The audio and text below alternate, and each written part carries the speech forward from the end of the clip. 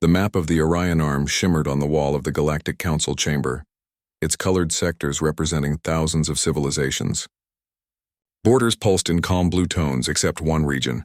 It was dark gray, void of light, outlined by a warning glyph that no one dared question. That region had a name whispered in silence, Terran space. No one entered it. No one returned if they did, and yet no one in the modern era even remembered why. Admiral Cora of the Volari fleet leaned over the holographic table. "This border has stood sealed for over 2,000 cycles," she said, her tone a mixture of irritation and disbelief. "No one has ever crossed it. No patrols, no trade, no scouts. An entire arm of the galaxy forbidden because of ghosts." High Consul Varan's tendrils flicked with unease. "They are not ghosts. The humans existed once. Records confirm that they built machines of impossible scale, cities floating in space, worlds turned into fortresses. And then they vanished." Cora's voice hardened. "Vanished or hid. Either way, their territory cuts off access to the outer spiral. We lose potential colonies, resources, and strategic position because of fear." "Fear?" Varan repeated softly, his luminous eyes dimming. "That word is why the Council still lives. Every probe, every ship, every fleet that ignored that fear never came back." The chamber fell silent. For centuries, rumors had spread among the stars. Some claimed to have seen ghost lights drifting along the Terran border. Others spoke of metallic shadows larger than moons. No sensor data had ever been recovered. The Council dismissed them as tales meant to frighten explorers. But no one dared test the truth until now. Cora stood straighter. "The Volari are sending a scout vessel. A small one. If humans are gone, we claim their abandoned systems. If they're still there, we will learn what they guard." Varan's voice shook slightly. "You risk your fleet for greed." "I risk it for knowledge," she replied. The scout ship Vera was the smallest in the Volari arsenal, equipped with stealth plating and quantum sensors. Its captain, a quiet officer named Wren, stared at the shimmering veil of the Terran border through the viewport. It looked harmless, just a faint distortion in space. "Crossing in 5 seconds," he said. His crew held their breath. The moment they breached the edge, the universe went silent. No comms, no signal return. Even the hum of their engines seemed swallowed by the void. Wren frowned and ran diagnostics. "Sensors show nothing. It's like space itself is frozen." Then the lights flickered. A shadow moved across the stars, vast and geometric. Wren thought it was a planet at first until it moved against orbital direction. "Object detected," the sensor officer whispered. "Mass. Impossible to calculate. It's not reflecting light, it's absorbing it." The shadow grew closer. For a brief moment the outline became visible, angular, colossal, shaped like a fortress stretched across kilometers. Then the hull shimmered, and lines of ancient alloy glowed faintly blue. A single insignia pulsed on its side, a stylized Earth. Wren whispered the word he barely remembered from old records. "Human." When the Vera failed to report back, Cora ordered a full fleet to investigate. 10 warships gathered along the border, their engines burning like stars. The commanders stood in the observation deck as the border rippled again. From the darkness emerged a ship so massive that its gravity distorted sensor readings. It was silent, ancient, and utterly still. The fleet's scanners reported no life signs, no energy readings, yet the ship drifted with precise, deliberate movement. Cora felt her heart's pound. "Transmit first contact protocol, no response, charge defensive barriers," she ordered. "Let's not be caught unprepared." Suddenly, every star in 1,000 kilometers dimmed. The human ship emitted a pulse, not of light, but of something deeper. Every Volari system went offline at once. Engines dead, weapons dead, communications gone. Even artificial gravity failed. Cora floated helplessly as her ship drifted. Then a voice filled the chamber, not through comms but directly into their thoughts. "Calm, emotionless, cold. You are trespassing." The words reverberated inside every mind, translated perfectly into their native languages. Cora's breath caught. "Who are you?" "We are the Terran custodians.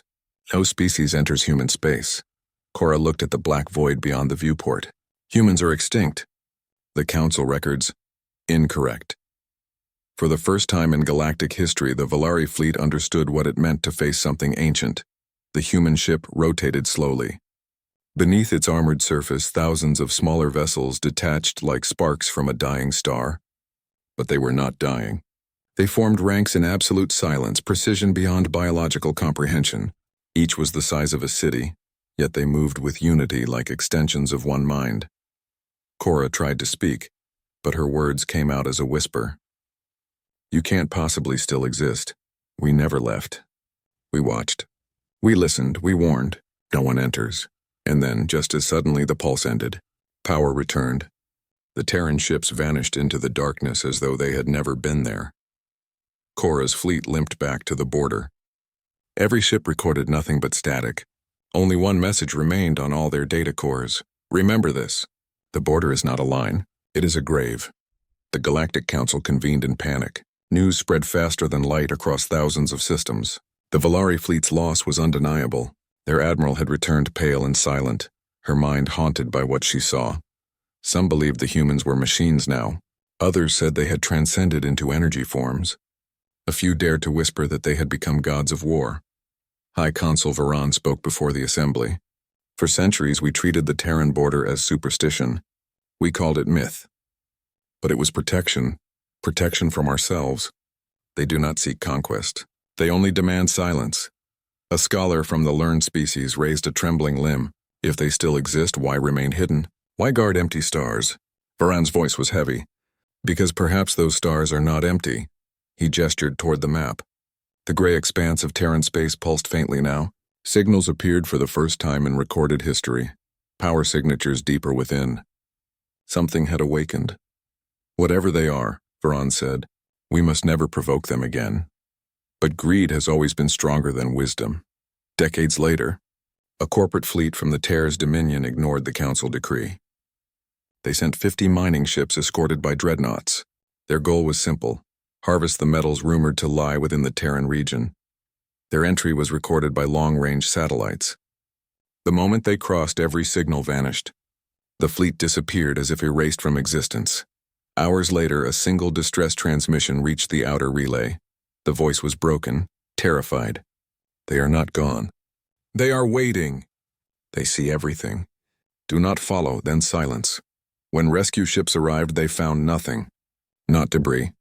Not radiation. Only perfect emptiness. The council ordered the region sealed forever. Yet in the dark, more lights appeared within the Terran zone. Structures orbiting dead suns, movements across forgotten moons. The humans were not hiding anymore, they were rebuilding. 1,000 years passed. The galaxy expanded everywhere except toward the Terran border. Civilizations rose and fell. Empires burned. Yet the line remained. Children grew up hearing tales of the humans, ancient beings who ruled war itself. Some called them guardians. Others called them demons. None called them neighbors. Then one day, without warning, a signal emerged from Terran space. It was a broadcast, open, clear, undeniable. This is the Terran Confederation. The quarantine ends now. Panic erupted. Fleets scrambled. Communications networks overloaded. Every world waited for what would come next. But no invasion came. Instead, human ships appeared along the old border, calm and silent. Their hulls gleamed like onyx under distant stars. Every one of them carried markings from ancient wars no other species remembered. The lead vessel transmitted one message. We remember the wars that burned galaxies. We remember the plague worlds and the broken stars. We remember the arrogance of those who forgot the cost. We did not hide. We waited for the galaxy to learn fear again. Every council system went quiet. Across the stars, ancient archives reactivated, records sealed for millennia. They spoke of the last great war, when humanity had faced the combined might of the galaxy and won. It was not victory through numbers or technology. It was endurance. Humanity had survived extermination, bombardment, betrayal, and in the end, had turned their enemies' weapons back upon them. They had built walls of silence not to conquer, but to contain the galaxy's madness. Now, the silence was ending. In the shadow of a red dwarf, the Terran flagship Sol's Wrath drifted. Its commander, a man named Elias, stood at the viewing deck. His eyes were calm, his voice steady. They will come again, he said. Beside him, an officer nodded. They always do. Elias looked out toward the edge of human space where the faint glow of alien fleets gathered once more. Let them see what fear really means. When the first alien dreadnought entered human space, it was met not with fire, but reflection. Every weapon they launched was mirrored back by invisible fields. Their missiles detonated among their own ranks. Their communication signals twisted into chaos. Then the stars themselves changed. Artificial suns ignited, revealing a vast defense network, rings of stations linked by energy corridors. The alien fleet realized too late that they were not attacking a system. They were attacking a machine the size of an empire. Human voices echoed through every frequency. "We warned you." One by one, the eye,